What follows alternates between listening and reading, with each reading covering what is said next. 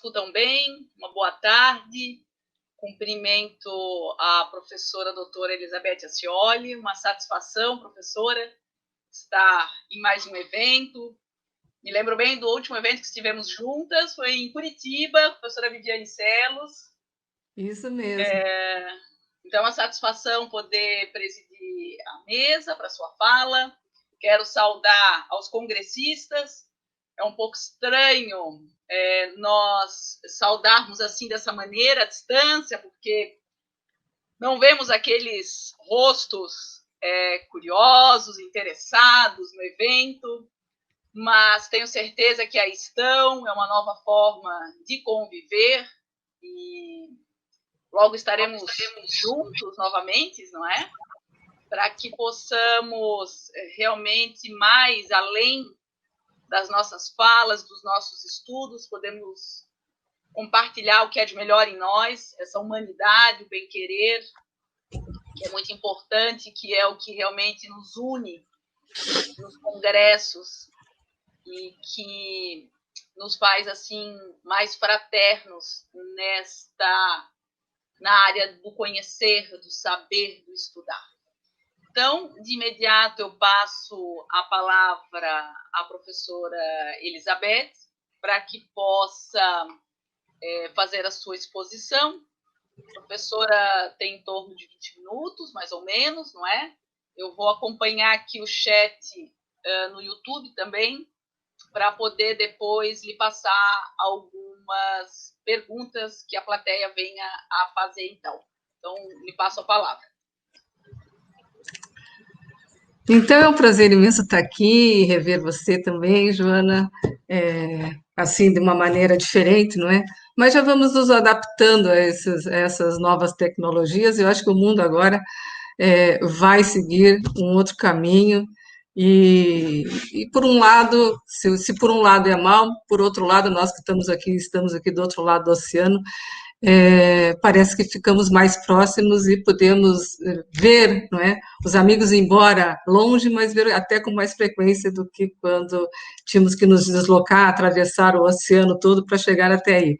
Logicamente que nada se compara a estarmos presencialmente, mas aqui, nesse congresso, há até algo curioso, que ainda não fui, mas estou muito curiosa, que é no Coffee Break virtual, que foi criado aqui também. E eu achei isso muito interessante. Vamos ver aí quando é que o mundo volta ao normal, né, para estarmos juntas outra vez. E estou muito feliz de estar aqui com a professora Joana Stelzer, que é uma grande estudiosa também do direito da União Europeia, com obras aí várias publicadas, tanto na União Europeia, direito da União Europeia, que vai desde das questões de supranacionalidade até o direito europeu, até o direito do comércio internacional. Então, estou muito feliz de estar aqui sob a sua presidência e agradecer e cumprimentar toda essa equipa, que eles são os anjinhos da guarda, nossos anjinhos da guarda aqui, que são esses organizadores que cuidam muito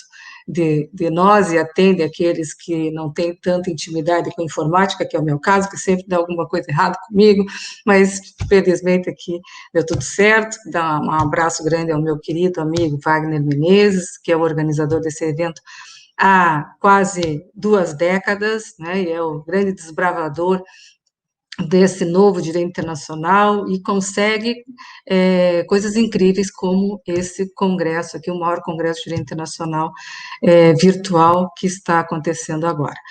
Bem, então nós vamos aqui falar um pouquinho sobre a União Europeia em tempos de pandemia, e aqui com um trocadilho que são os concertos com S e os concertos com C. Será que a União Europeia vai mais para os concertos com S ou os concertos com C?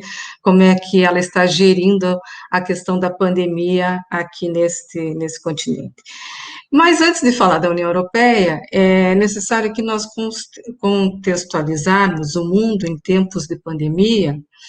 E a imagem que me vem à mente é a imagem de um grande navio. Vamos dar o nome desse navio de Titanic 19.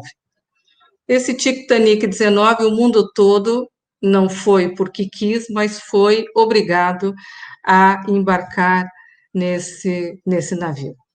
E lá a nave vai, E se a pandemia é a grande preocupação dos passageiros do navio, desse grande navio, o iceberg é a grande preocupação da economia pós-Covid-19.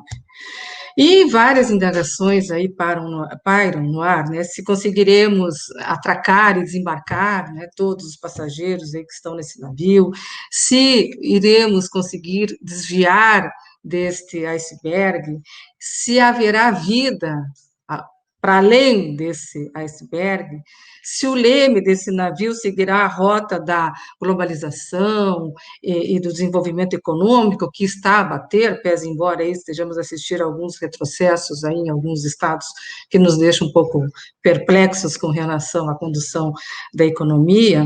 E será que ele vai conseguir seguir esse leme ou ele vai ter que reduzir a velocidade ou fazer uma inversão de marcha? Todas essas questões, esses pontos de interrogação que nós deixamos aqui, nós não temos respostas ainda, né? Porque é tudo muito, muito recente. Mas, então, aqui dentro do navio, vamos lá espreitar a classe do navio, onde estão instalados os 27 Estados-membros. Alguns, né, numas cabines mais sofisticadas, outros numas cabines menos sofisticadas, mas estão todos lá no mesmo andar. E quando chegamos ali, começamos a ouvir sons de instrumentos. E vamos procurar e chegamos no salão de baile e encontramos lá uma orquestra a tentar ali ensaiar alguns acordes da música de sempre da União Europeia, que é a Nona Sinfonia de Beethoven.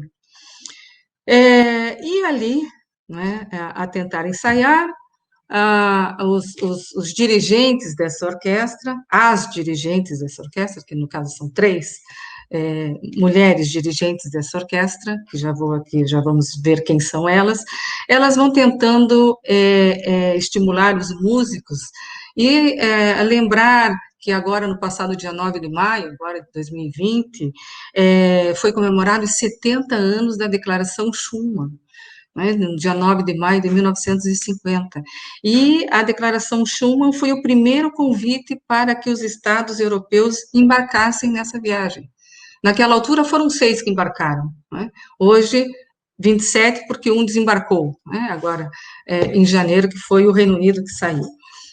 E, para além disso, ainda estimulam ali os músicos a lembrar que esse ano comemora-se os 250 anos do nascimento de Beethoven, o compositor da Ode à Alegria, escolhido para ser o hino da Europa, que propositadamente não tem letra, para ser aí usar a linguagem universal da música, para exaltar os ideais dos pais da União Europeia, lá de 1950, que são os ideais da liberdade, da paz e da solidariedade.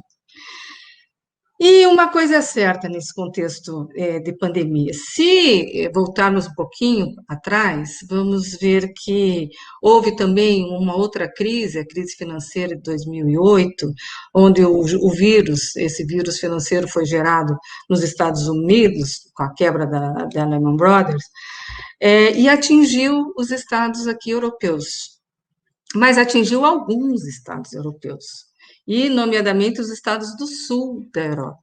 E, naquela altura, alguns outros estados europeus podiam apontar o dedo para os estados do sul da Europa. E esses estados aí foram chamados a atenção, ou como dizemos aqui em Portugal, levaram aí um raspanete, né, do então presidente do Eurogrupo, que era um holandês, né, e é bom ressaltar a Holanda, porque a Holanda agora também quer desafinar aqui na orquestra, e disse na ocasião, esse presidente do Eurogrupo, que alguns estados geriam mal o dinheiro, gastavam mal o dinheiro que a Europa dava, né, que saía dos cofres europeus, e dizia ele que os estados do sul gastam o seu dinheiro com bebida e mulheres, e depois vem com o copo vazio na mão pedir dinheiro para a União Europeia. Isso foi em 2008. Mas se voltarmos agora para a crise atual, nós vamos ver que nessa crise não há culpados. até ver, né, como é que surgiu aí esse vírus, mas agora todos correm o risco de ser contaminados. Então, não há argumentos na União Europeia para não socorrer os estados que precisam mais de ajuda, porque dentro da União Europeia, alguns estados precisam que o bote salva-vidas chegue mais rapidamente do que outros estados. Bem, então, nisso tudo, a orquestra foi se reunindo desde o começo da pandemia, mas no formato virtual, né? Então, as reuniões do Conselho Europeu, aí, dessa orquestra, reuniu-se algumas vezes no formato virtual e não correu muito bem, né? Daí que, agora em julho, na presidência da União Europeia, presidência semestral alemã da União Europeia, Angela Merkel pega as rédeas aí de maestrina e resolve convocar um ensaio geral presencial. Vamos todos para Bruxelas. E convocou, então, essa reunião do Conselho Europeu para durar 2 dias, era 17 e 18 de julho, para decidir aí sobre o plano de recuperação econômica para os estados europeus, que fazem parte da União Europeia. Então, foi uma das reuniões de cúpula mais longas da história da União Europeia. Só não foi mais longa que a reunião de cúpula, ou a cimeira, né, se tiverem aqui alguns portugueses a me ouvir, os meus alunos, que alguns devem estar por aí, a Cimeira de Nice, em 2001, onde eles decidiram aí o maior alargamento de sempre, onde entraram 12 Estados-membros. A Cimeira de Nice de 2001 foi mais longa do que esta, mas esta Cimeira, que era para durar 2 dias, durou 5 dias e 90 horas de negociação, até sair fumo branco da sede do Conselho Europeu, lá em Bruxelas. E ali esse ensaio foi muito difícil, até sair o fumo branco foi muito difícil.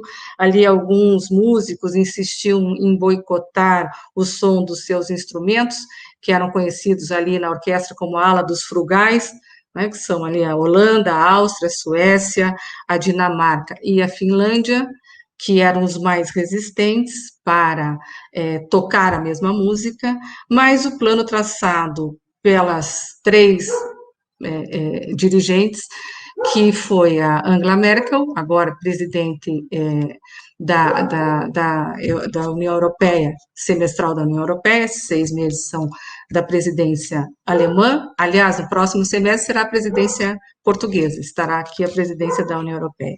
E também auxiliada pela sua fiel escudeira, a presidente da Comissão Europeia, Ursula von der Leyen, que também é alemã, e também por outra mulher, que é Christine Lagarde, que assumiu o Banco Central Europeu também o ano passado, juntamente com a Comissão Europeia. Então, novamente, a dobradinha franco-alemã, aí a tomar as rédeas da União Europeia, e essa dobradinha franco-alemã conseguiu colocar esses 27 Estados-membros a salvo, escapando de maneira cinematográfica do iceberg.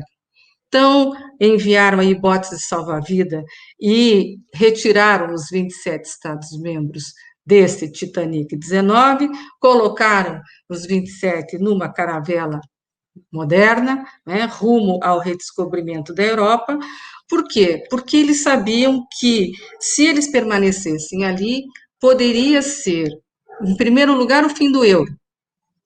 E, pese embora essa ala dos frugais é a ala mais resistente, que deu muito trabalho, 3 estados ali fazem parte do euro, da zona euro, que é a Holanda, a Áustria e a Finlândia. Então, se o euro afundasse, e o primeiro país que estava mais em risco agora seria a Itália, esse seria um dominó e todos os outros estados também afundariam, e terminando o euro, o próximo passo seria terminar a União Europeia. Então, conseguiram ultrapassar essa tempestade, já estão aí em águas mais calmas, e temos aqui que ressaltar a criatividade e a originalidade dessa proposta da comissão, esse plano de recuperação econômica, que também foi chamado de nova geração da União Europeia. E porque ninguém nasce num vazio de história, a União Europeia quis aprender com os erros do passado e resolveu amarrar essa chuva de milhões que vem por aí, que é muito dinheiro, é 1 trilhão e 800 bilhões de euros para salvar os Estados-membros, mas ela amarrou isso a algumas exigências e disse a presidente da Comissão Europeia, Ursula von der Leyen, que a Europa será verde ou não será. Então, a ideia é o foco na reindustrialização sustentável, na transição digital, na transição climática, porque a ideia é transformar os Estados-membros em sociedades mais verdes. Então, veio aí, tenho aqui os números, não vamos aqui falar muito em números, que não cabe, como diziam aqui, que esses números não cabem numa calculadora de tantos zeros que tem nessa chuva de milhões, mas é um dinheiro que vai ser utilizado a fundo perdido, com empréstimos, no quadro financeiro plurianual de 2021 a 2027, e também o dinheiro que já está sendo distribuído, que é o dinheiro aprovado pelo Eurogrupo numa rede de segurança emergencial para os Estados-membros, para as empresas e para os trabalhadores. Então, todos esses programas aqui, no total, dá 1 trilhão e 800 bilhões de euros para salvar a Europa. E foi chamado de Plano Marshall II, que era o que todos reivindicavam, que a Europa precisava de um Plano Marshall, e eles conseguiram dar essa resposta de Plano Marshall II. Sendo que dos 27 Estados-membros que saíram da reunião, no famoso dia do fumo branco, quando acabaram as negociações, depois de 5 dias de intensas discussões, todos eles falaram de acordo histórico. Só o primeiro-ministro holandês não se identificou com o acordo histórico. Ele disse que não era um acordo histórico, mas era um acordo possível, e que os 27 Estados-membros vão estar vigilantes para verificar se o que está sendo feito corresponde ao comprometido, ou o que o Estado irá gastar no plano que está sendo apresentado. Então, aqui, para controlar os gastos, por causa da história das mulheres e das bebidas, que diziam os holandeses, né, em 2008, porque dizem eles que alguns estados gerem muito mal o dinheiro que vem da União Europeia. Bem, então, agora precisamos, o próximo passo, o Parlamento Europeu, na rentrée, que vai ser agora em setembro, porque estamos aqui todos de férias, né, em agosto.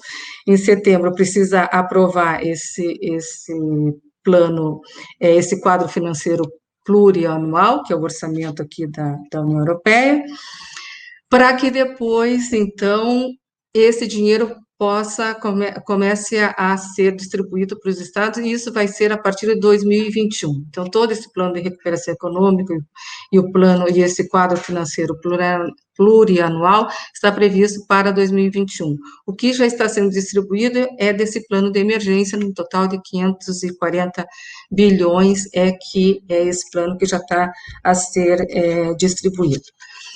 Bem, então, olhando para todos esses ajustes aqui dessa orquestra, nós conseguimos ver que os Estados-membros conseguiram afinar os seus instrumentos, porque viram que a sobrevivência da orquestra é de interesse comum.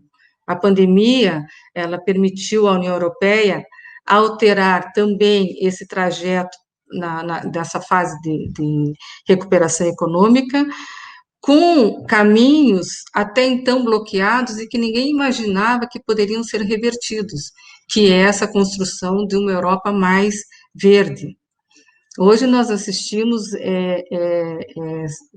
coisas inimagináveis, como, por exemplo, aqui, né, estou aqui em Lisboa, os golfinhos estão a nadar no Tejo, à beira ali do Tejo. Quem está em Lisboa vê os golfinhos hoje, pode assistir isso. Por quê? Porque eles começaram a vir para cá, porque menos poluição, menos barulho de navios chegando e saindo, o mundo começou a respirar melhor e os golfinhos voltaram aqui a saltar no Rio Tejo. Então, isso tudo era algo impensável, ninguém imaginava que o mundo poderia recuperar tudo isso que ele tinha perdido. E conseguiu recuperar, e isso por conta da pandemia. Ninguém queria a pandemia, como é óbvio, mas se tem um lado que ajudou muito, foi o lado do meio ambiente. Portanto, creio que a União Europeia foi consertada, né, depois do concerto que houve em Bruxelas, a solidariedade venceu o egoísmo, a solidariedade no sentido do direito internacional público, vamos entender aqui, porque a solidariedade dos Estados está muito ligada a interesse e oportunidade também. Mas, pronto, foi, de qualquer maneira, venceu o egoísmo, porque muitos músicos entenderam ali que, mais do que um mercado, a União Europeia é uma comunidade de destino, e ela já atingiu o ponto de não retorno. É muito difícil agora, a União Europeia não consegue mais se desintegrar. Ah, vocês podem pensar, mas não tem Estado, o Reino Unido não saiu, mas o Reino Unido, se tinha algum Estado que poderia sair sem muitas consequências, era o Reino Unido, porque o Reino Unido estava com um pé dentro e um pé fora. O Reino Unido não fazia parte da moeda única, não fazia parte de Schengen, então era mais fácil de sair. Agora, a maioria dos estados está muito envolvida com toda essa organização criada dentro da União Europeia e vai ser muito difícil sair. É impensável nós olharmos o Portugal tendo que emitir escudos, por exemplo, a Grécia, o dracma, quer dizer, os estados voltarem a ter uma moeda, a quebra que isso vai dar, é algo muito difícil de se concretizar. Então, eles conseguiram ver que chegaram a esse ponto de não retorno e a caravela ruma para um destino mais limpo, mais sustentável e mais verde. Olha, quem viver verá e a nova geração agradece. E eu também agradeço a atenção de vocês e fico aqui à disposição para nós debatermos um pouquinho mais sobre a União Europeia. Obrigada. Obrigada, professora. Acompanhei aqui atentamente sua fala. Sempre fui uma entusiasta com a União Europeia, porque são as mutações do direito internacional por intermédio de um direito supranacional, que sempre estudei, então continua me fascinando a maneira como os estados se reinventam e se reinventa o próprio direito, não é? Que é justamente a área que a gente tem tanto interesse. Eu queria fazer uma pergunta, eu acompanhei o chat aqui, não há, além dos comentários aí de parabenização e tal, mas como é que a professora vê a questão de desmatamento dos países dos quais a União Europeia importa?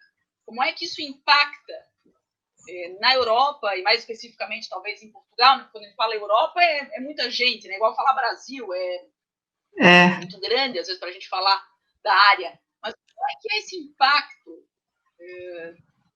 da imagem dos países, talvez mesmo do Brasil, tendo em vista essa preocupação forte que se tem, então, com a Europa Verde, que a professora comentou?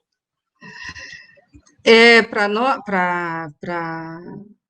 o Mercosul, agora vamos falar um pouquinho do Mercosul, o acordo Mercosul-União Europeia, que demorou tanto tempo, né, tantos anos para sair do papel, um dos grandes entraves para que ele seja ratificado pelos Estados da União Europeia é justamente a questão do meio ambiente, da desmatação no Brasil e da floresta amazônica, que chama aqui a atenção, né? E não vamos dizer que aqui na Europa não tem, aqui na Europa tem, aqui em Portugal, quando começa o verão, são fogos e fogos e fogos, na Grécia também, a Alemanha, quer dizer, também, aqui também há muitas questões, mas o Brasil torna-se muito mais visível, até, né, pela projeção do desmatamento que há e do que passa e do que chega aqui, das imagens que chegam aqui, que chocam, né, a Europa toda, e isso vai ser um grande entrave para que o acordo seja ratificado e entre em vigor. Alguns estados já dizendo que não vão ratificar enquanto o Brasil não mudar a sua política e não estiver mais atento a essas questões.